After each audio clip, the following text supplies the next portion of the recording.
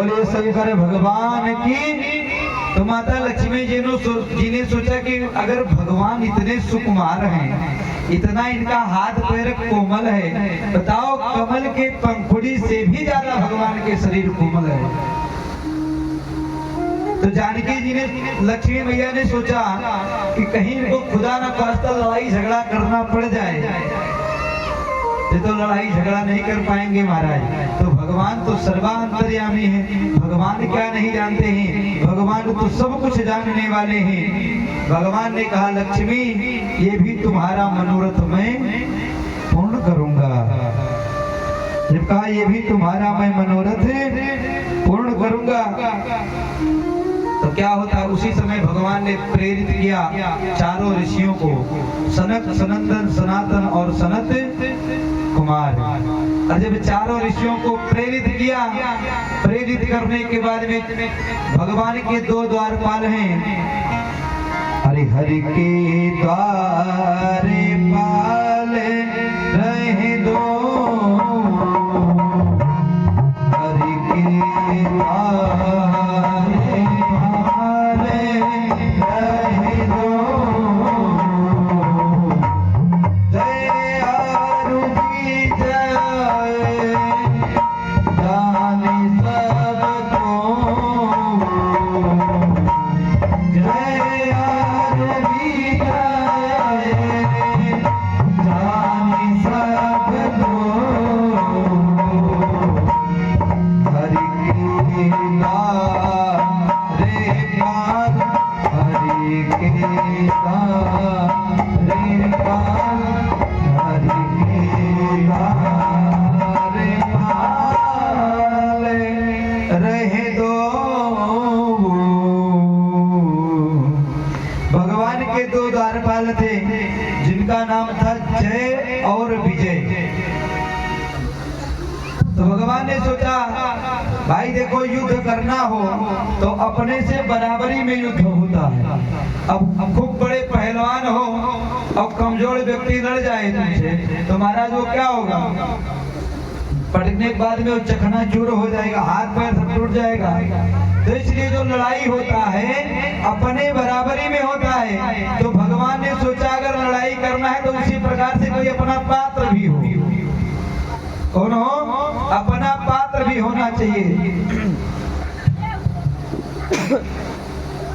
तो जब चारों ऋषि आकर के पहुंचे तो आज चारों ऋषियों को जय और विजय ने अंदर जाने से मना कर दिया। क्यों?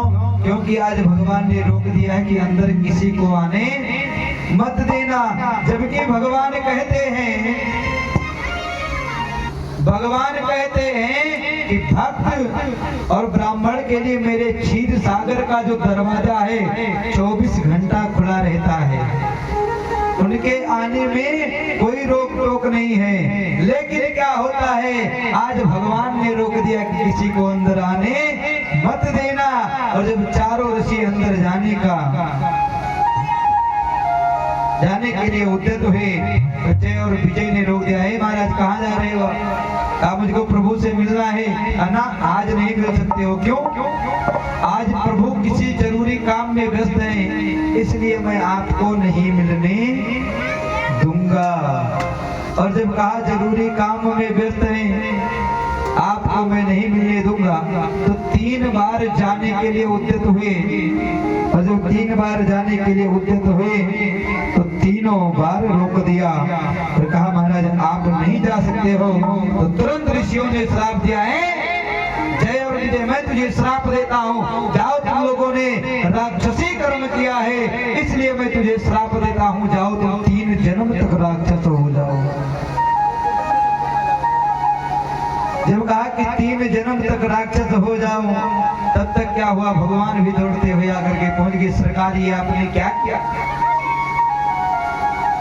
भला बताओ इनकी क्या गलती थी कि आपने इनको श्राप दे दिया। तो ऋषियों ने कहा इन्होंने मुझको अंदर जाने से रोका।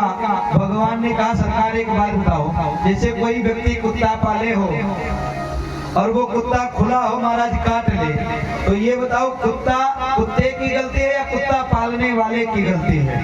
दादाजी पालने वाले की गलती है या कुत्ते की गलती है? पालने वाले की गलती है। तो भगवान ने कहा ये द्वारपाल किसके हैं? तो सनत कुमारों ने कहा सरकार आपके हैं। तो कहा अंदर जाने से मना किसने किया था? कहा सरकार आपने। तो कहा इनको तो श्राप दे दिया, लेकिन सबसे बड़ा पाप का भागी तो मैं हूँ जो आपको इनको रोका था कि किसी को अंदर आने मत देना, और आपको इन्होंने रोक दिया, इसलिए आपने इनको श्राप तो दे दिया, लेकिन आप मुझको भी श्राप दे दो।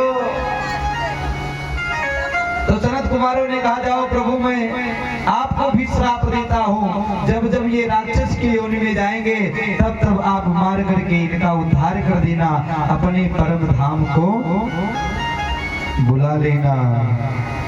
और जब कहा कि तब तब इनको अपने परम धाम को बुला लेना, इस प्रकार से भगवान ने श्राप स्वीकार करके और क्षीर सागर में निवास करने लगे। देखिए कब हमारे आपके ऊपर परमात्मा कृपा कर दे इसका कोई पता नहीं है। कहते हैं कृपा की ना होती जो आदत तुम्हारी, तो सुनी ही रहती अदालत तुम्हारी। भगवान हमारे आपके ऊपर कब कृपा कर दे इसका कोई पता नहीं है। क्यों? अगर परमात्मा चाह ले तो हम लोगों को राजा से भिखारी बना सकता है, और अगर चाह ले तो भिखारी से हम लोगों को राजा बना सकता है।